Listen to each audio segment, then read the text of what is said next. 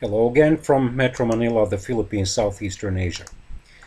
I watched a portion of a video posted by one of the leading Finnish political populists, Mrs. Laura Huhtasaari, who is also a professing Christian and an ardent supporter of Donald Trump. And I will confess that I wrote several critical remarks below the video's discussion portion below the screen and the introduction and so forth.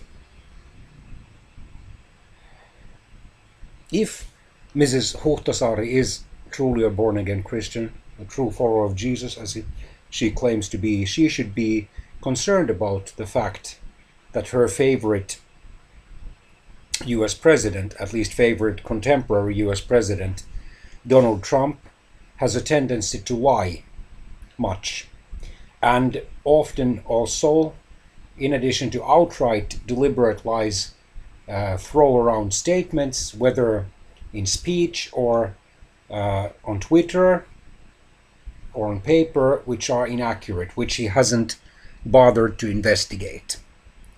Here is a recent analysis available on the Washington Post newspaper's website about this allegedly Christian and pro-biblical values president. I just cannot understand why, especially those Christians who are not just born again, but even soundly filled with the Holy Spirit, and who really try to make Jesus Lord, the Lord of all the areas of their lives. How can they uncritically, without praying that God will lead him to true and profound repentance that will even be visible in his public behavior, keep supporting US President Donald Trump? Anatomy of a Trump rally: 68% of claims are false, misleading, or lacking in evidence. Written by Glenn Kessler, published on September the 12th, 2018.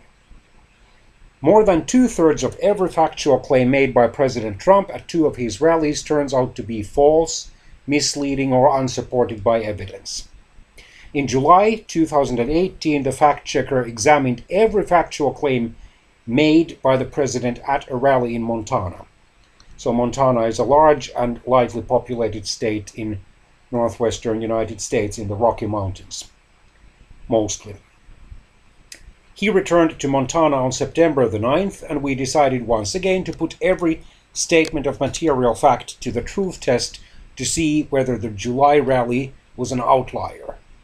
In July, 76% of his 98 statements were false, misleading, or unsupported by the evidence.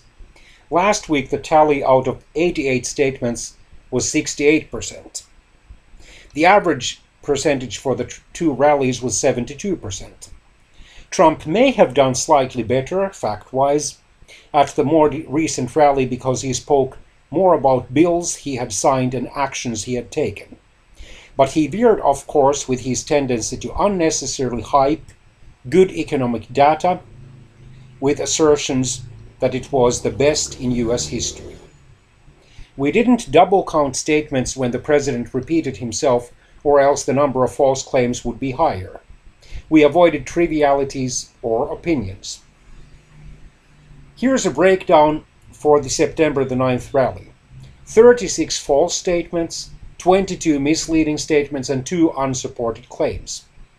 We also counted 28 accurate or mostly accurate statements, and he has the audacity to accuse those television, internet, and newspaper and magazine journalists and radio journalists who dare to criticize him, for example, for his tendency to frequently tell lies, as enemies of the people, or collectively he recently labeled the US press the enemy of the people, language that would better suit into the mouth of a dictator than of a democratically elected leader, and especially the current president of a country that for a long time has boasted through the mouths of its leaders about being the free world's, the democratic country's leader internationally. And then collectively he has labeled the news media as fake news. Never mind that he himself frequently makes false, misleading, or inaccurate, or at the very least questionable claims. All told, on September the 9th, only 32% of his statements could be considered accurate or mostly accurate. I can remember one critical essay or article written during the early months of 2016. And it was entitled 10 Reasons Why Christians Should Not Support Trump. And one of the reasons was Trump lies a lot. And it counted that some 76% of the time during the early months of the US presidential primaries, he had made false or misleading statements. And yet, Jerry Falwell Jr. called this president a man after God's own heart, mind you, in 2016. I don't think that recently he has made such a claim. I found that claim on the newsletter, electronic newsletter of maybe the Charisma News or then Christianity Today, maybe the first one of those two publications, or the Christian Post. Yeah, 3 possible sources of that statement. At both events, at least 40% of his claims were false or mostly false. Small wonder then that the president is on the cusp of surpassing 5,000 false or misleading claims since the start of his presidency, and he has only been president for 1 year and not quite 8 months. Since January the 20th, 2017, he still has 2 years and 4 months left at least, and possibly even 6 years and 4 months left should he be re-elected in November 2020, and should he then survive the vicissitudes of the second term. Here is our analysis of all 88 claims in the order in which the president made them, and this video's purpose is not to violate anyone's copyright, including this journalist's copyright, but to inform those YouTube users who come here not just or even primarily for entertainment, but to view thoughtful videos. Videos that try to get at the basic facts. Of course, it's true that in politics, and let's face it, in many, if not most, or even all other areas of public life, of the human life and activity, there are people who do lie. Probably a great majority of the people lie at least occasionally. And then there are some who lie a lot, and unfortunately, Trump is one of them. In the order in which the president made them. It's a long list, and we are grateful to any readers who make it all the way through. We thought it was important to make sure that our analysis of the earlier rally could be replicated at a second event. The first claim. In the election, meaning the November 2016 US presidential election, we won the state by a lot that was not close. This claim was accurate. Trump indeed did defeat his Democratic opponent, former US Senator, former US First Lady, and former US Secretary of State Hillary Clinton in Montana by 20 percentage points. But then again, Montana has, since the 1990s, been, especially at the state level, a rather safe Republican state, although it has had sometimes also Democratic US senators. Then, claim 2, we have the best economy in history. False. The president can certainly brag about the state of the economy, but he runs into trouble when he repeatedly makes a play for the history books.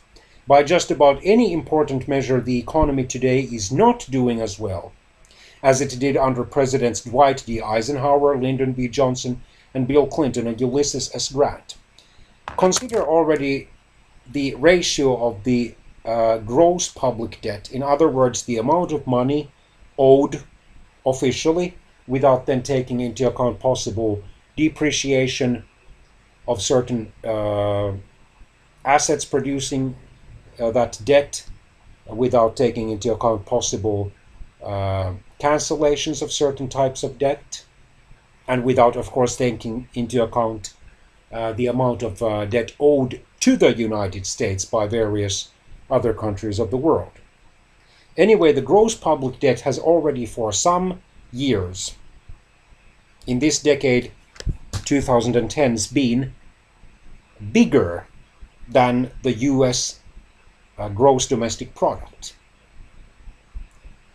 In other words, all the official estimated amount of money owed by the US public sector and private sector has been bigger for some years than the estimated value of goods and services produced in the United States during 1 year.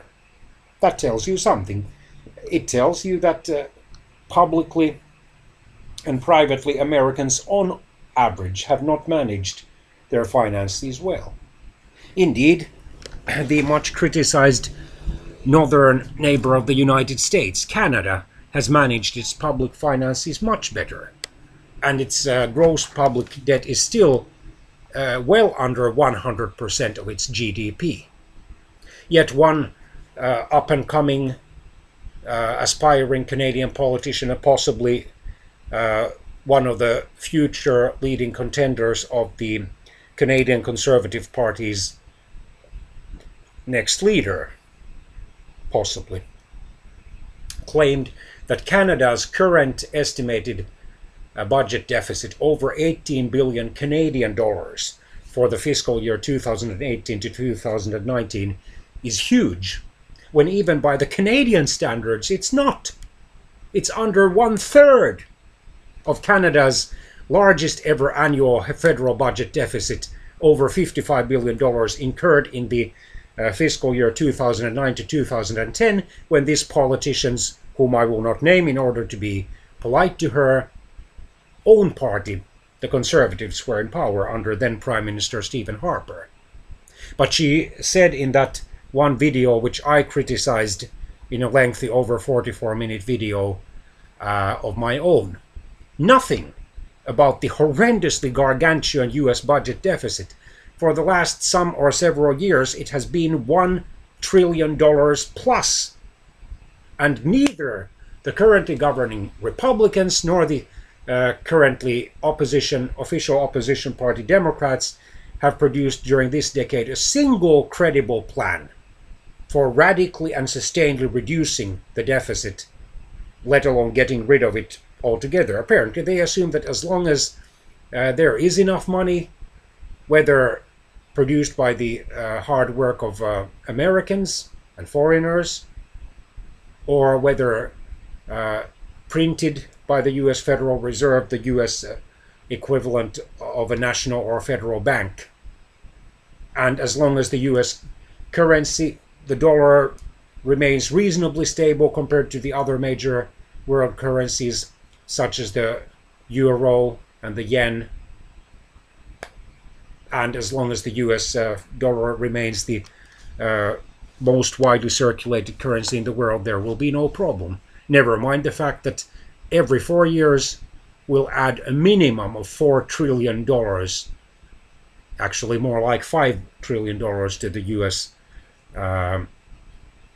gross public debt from the federal government's overspending alone. Yeah.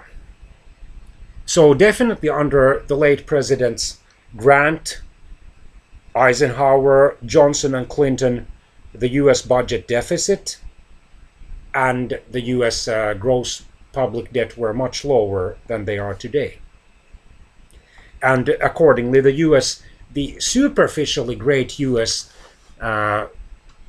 economic prosperity is at least partly, if not largely, debt financed.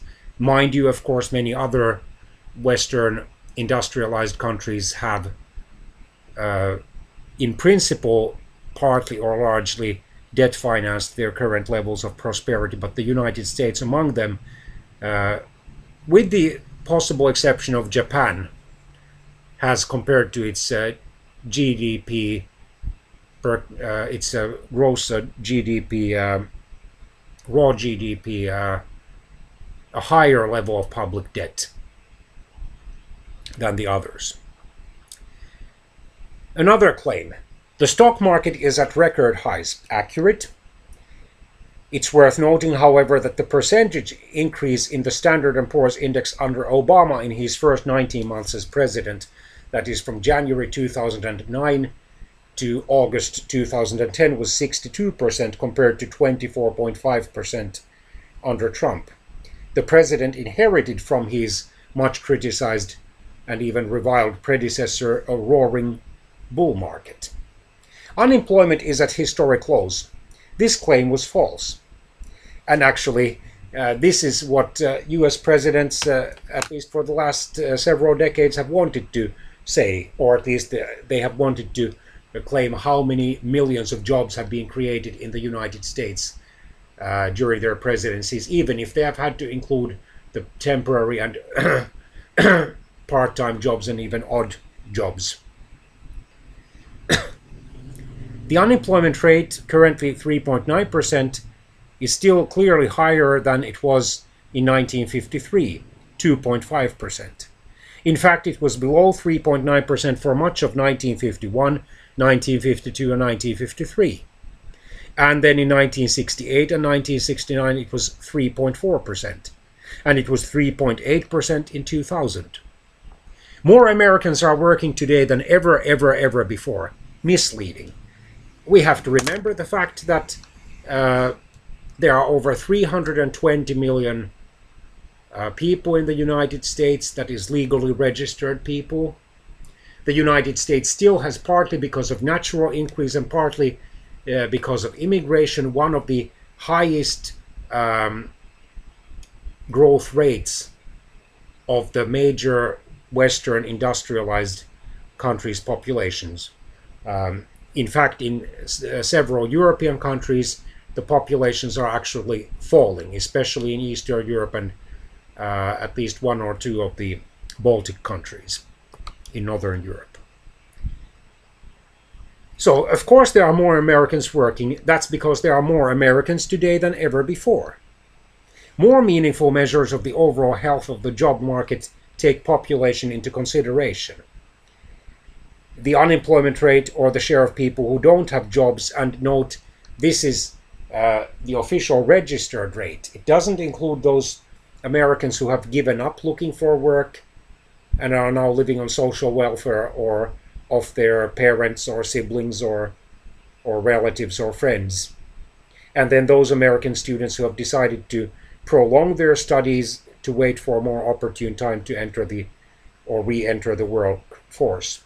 Or then those American mothers who have, by God's grace, the privilege of having diligent and highly paid husbands who have decided to postpone their re-entry into the workforce to look after their small children, for example. Or those Americans who have the luxury of refraining from paid work in order to care for sick and dying parents or other loved ones.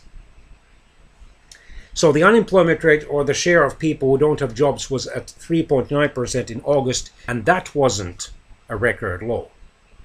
Our coal miners are back to work. False, or I would say misleading.